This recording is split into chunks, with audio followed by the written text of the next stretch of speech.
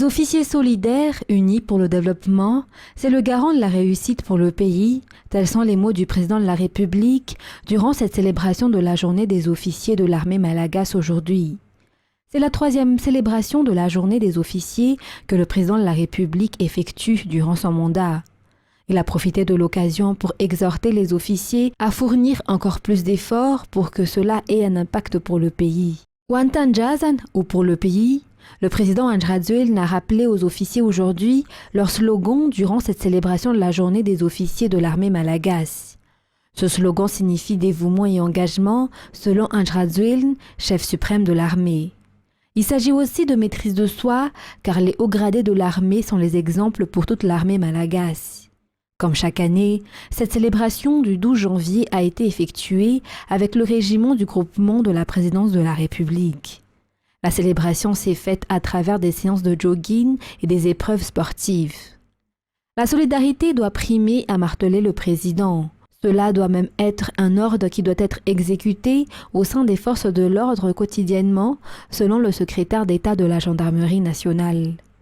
La journée du 12 janvier est un témoignage de solidarité, une raison pour laquelle elle est célébrée chaque année. Cette célébration marque également la manifestation des élèves de la CMIL en 1967. C'est un moment où le benjamin des généraux peuvent donner des ordres aux doyens, comme le veut la tradition dans l'armée.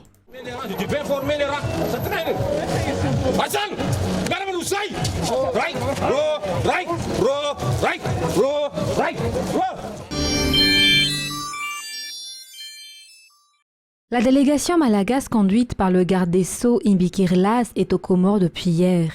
Cette délégation a pour mission de négocier l'extradition des 2 ressortissants malagasy qui ont été inculpés dans l'affaire d'exportation illicite de 49 kilos d'or saisie à l'aéroport de Moroni, aux Comores, le 28 décembre dernier. Selon le ministre de la Justice malagasy, des produits aurifères de Madagascar ont bel et bien disparu. Seules les enquêtes et les négociations détermineront si l'or sera également rapatrié dans le pays. L'extradition des 2 ressortissants malagasy figure également parmi les objectifs de la délégation. En effet, la justice malagasy en sait davantage sur ces derniers et seules les enquêtes menées dans le pays pourront aboutir au démantèlement de ce réseau de malfaiteurs. C'est vrai, il y a eu donc des ressources qui ont été volées, dilapidées. C'est vrai, nos 2 peuples sont en attente donc d'une justice qui serait en équilibre par rapport à tout cela. Et donc, c'est par rapport à tout ça donc, que nous sommes ici en discussion aujourd'hui avec les membres du gouvernement ici présents et bien évidemment donc, les hautes autorités pour voir comment rendre justice aussi bien par rapport donc, aux attentes des Comores que par rapport aux attentes de Madagascar. La demande se fera dans le respect des conventions mises en place depuis 1976. Le but de la justice malagasy et comorienne est de faire la vérité sur cette affaire. Ils nous ont demandé la réciprocité, oui, puisque nous sommes liés par rapport à une convention. Rapide, oui, si nous avons effectivement, nous apprécions, parce que nous allons étudier les choses, qu'il faut aller vite, c'est un souhait. Maintenant, je pense que ce qui est assez intéressant pour nous, c'est que les autorités malgaches sont là, nous collaborons, nous allons étudier, nous allons faire de sorte à ce que les lois, les conventions soient respectées. Rappelons que la justice malagasy avait déjà extradé des détenus incarcérés à Madagascar à la demande de la justice comorienne en janvier 2021. Même s'il s'agit de 2 affaires différentes, l'État malagasy espère une réponse positive à sa demande. La recherche de solutions pour le problème de la circulation dans la capitale est une priorité, raison pour laquelle le régime actuel a décidé de mettre en place le projet téléphérique ou transport par câble, selon le secrétaire d'État auprès de la présidence de la République en charge des nouvelles villes et de l'habitat. Ce projet est à l'origine de polémiques depuis quelque temps, alors que d'autres projets et infrastructures mis en place par les régimes précédents sont budgétivores et ne sont pas rentables. Face à cela, le SENVH, avec les sociétés en charge du projet, le POMA et le COLAS, ont apporté des explications techniques sur le projet. Selon le chef du projet du POMA, le leader mondial des transports par câble, ce téléphérique installé dans la capitale n'est pas comme ceux utilisés dans les montagnes, mais c'est un téléphérique urbain. Le risque d'accident est moindre, voire inexistant, selon ce responsable. Sur ce projet, on a 4 appareils, 2 lignes, et les tracés sont déjà définis. Par contre, il est possible de travailler ensemble pour ajuster certaines positions de pylônes ou des choses comme ça. Mais dans les grandes lignes, le tracé est déjà défini. Point de vue sécurité, nous, on suit, comme je disais, tous les standards européens. Nos appareils, le transport par câble, c'est le moyen de transport le plus sûr au monde.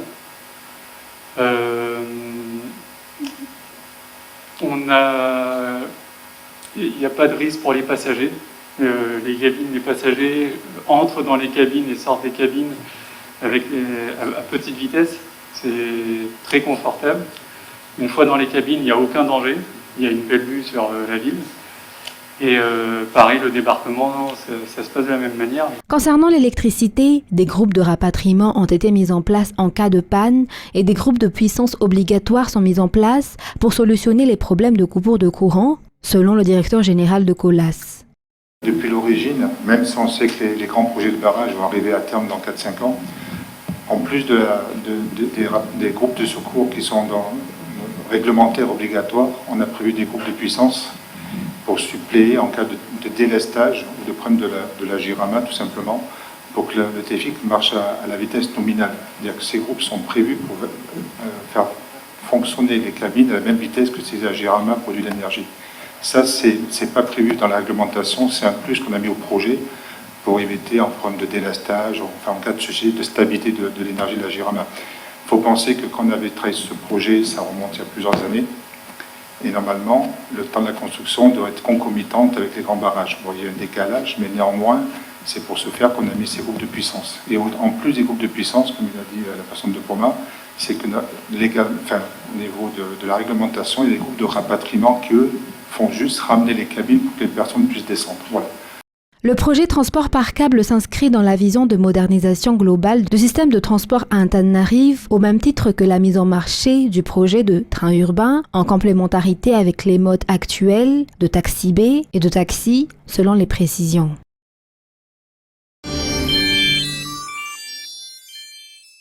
Le prêt consenti auprès du Trésor public français et un crédit commercial auprès de Société Générale. C'est les conditions de prêt de l'État français. Le remboursement, c'est pour 14 ans, avec le Trésor public de 14 ans, avec 2 ans de grâce pendant la construction, on ne paie rien. Et pour la Société Générale, c'est 12 ans avec 2 ans de grâce. Les taux, c'est un taux concessionnel, je crois que c'est en totalité, c'est moins de 2%. Mais le remboursement, il s'agit d'une infrastructure classée aussi d'intérêt général, mais aussi économique. Donc il y a une possibilité de régénération des revenus à partir de ce qu'on collecte pour les frais, tout ça. Donc les calculs, le président a déjà dit, quand on fait les calculs sur 40 000 personnes, le chiffre maximum qu'on peut avoir dans l'estimation de ce tracé, en une journée, avec les prix en moyenne, si on peut aller jusqu'à 2 000 à 4 000 la gare, on peut trouver une rentabilité pendant le délai de remboursement de prêt 14 ans. Donc ça, c'est déjà calculé par rapport à ça, cette étude.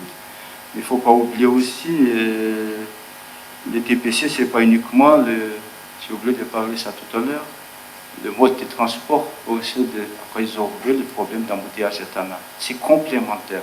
Ce qu'on veut mettre en place, c'est un mode de transport multimodal. Il y a aussi les TPC, il y a le train urbain, il y a le bus et les taxis B. Et ça va réorganiser la manière de se déplacer à Tana.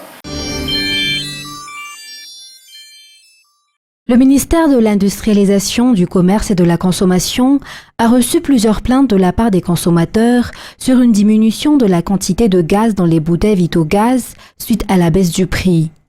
Le ministère, par le biais du directeur général du commerce, a effectué une descente aujourd'hui dans divers points de vente.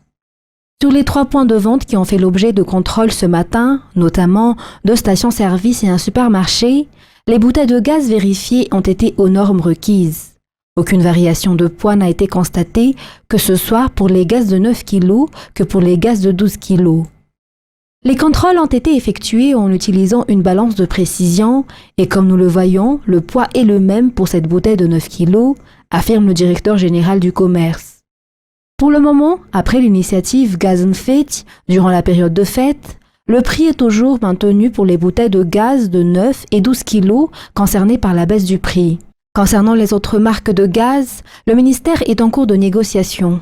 Les produits Vitogaz sont concernés car ce sont ceux qui sont vendus dans tout Madagascar et le plus demandés par les consommateurs, selon le directeur général du commerce. Le ministère du Commerce effectue une descente inopinée après des cas de non-respect de la loi.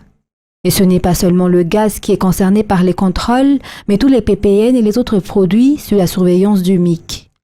En outre, les commissaires et contrôleurs de commerce effectuent régulièrement leur travail au niveau des marchés pour le respect de la structure de prix et du code du commerce et de la concurrence.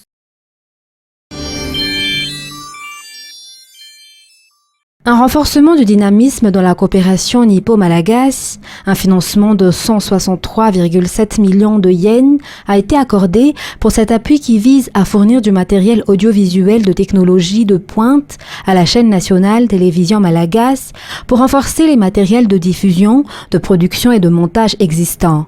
Le projet inclut également le partage d'une panoplie des contenus médiatiques japonais que la TVM pourra diffuser sur sa chaîne.